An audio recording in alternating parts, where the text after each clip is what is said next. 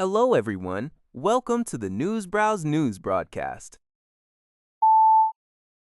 According to GG Press, the United Nations Food and Agriculture Organization, FAO, announced on the 8th that the Global Food Price Index for April 2014 (16 equals 20 FUN) rose by 2.1 points from the previous month to 130.7, reaching its highest level in 3 years and 2 months.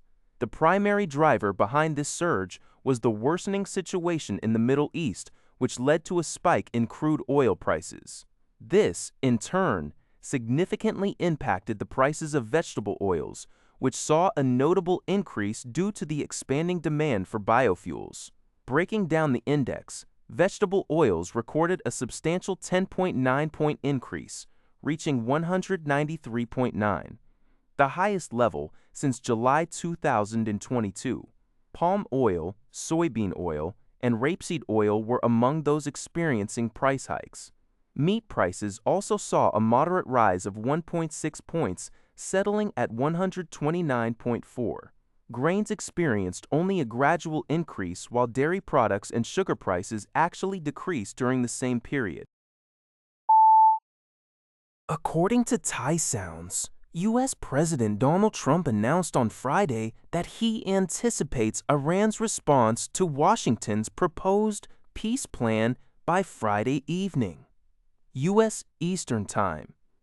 Should an agreement not be reached, Trump stated the U.S. might reactivate Project Freedom, a mission involving escorting vessels through the Strait of Hormuz. He further suggested that any resumption would be Project Freedom Plus, implying additional measures beyond the original scope. Earlier on Friday, Secretary of State Marco Rubio also expressed expectations for a serious reply from Iran.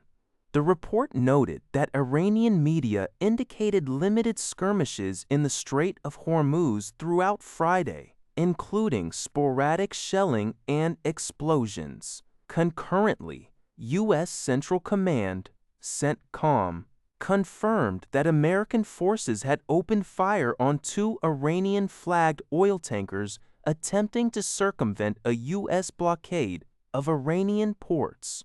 Additionally, CENTCOM reported conducting airstrikes on Iranian military facilities that had previously engaged U.S. warships on Thursday. US Secretary of State Marco Rubio has stated that he expects Iran's response to Washington's latest proposal aimed at ending fighting by Friday. However, a senior Iranian official has indicated that Tehran is not concerned with this deadline. This comes as the U.S. military and Iranian Navy are exchanging fire around the vital Strait of Hormuz. Rubio expressed hope that Iran's response would lead to a serious negotiation process.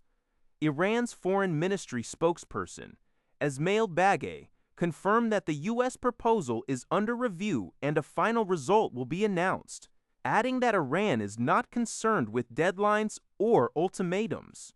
Meanwhile, NHK reports that U.S. Central Command enforced blockade measures against 2 Iranian-flagged oil tankers attempting to enter an Iranian port. A U.S. Navy F-A-18 fighter jet reportedly disabled both tankers by firing into their smokestacks. The Tasnim news agency acknowledged a limited clash and quoted an Iranian military official stating their navy responded to hostile action by U.S. forces, claiming the situation is now calm. GG Press reports that American tech giant Apple has reached a provisional agreement to outsource the production of some of its proprietary semiconductors to American chipmaker Intel. The Wall Street Journal reported this development on May 8th, citing sources close to the negotiations.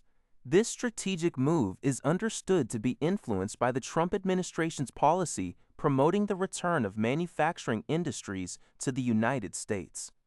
While the specific Apple products for which Intel will manufacture semiconductors remain undisclosed, discussions between the two companies have reportedly been ongoing for over a year, with a provisional agreement finalized in recent months. This collaboration marks a significant shift for Apple's chip supply chain and Intel's foundry business. 联合早报 reports that Iran is currently in the process of drafting a new law pertaining to the Strait of Hormuz. According to the chairman of Iran's Parliament National Security Committee, multiple meetings have already been convened with the Ministry of Foreign Affairs, the Ports and Maritime Organization, and other relevant bodies to discuss the content of this legal draft. The aim is to finalize the bill for immediate submission to Parliament once it reconvenes.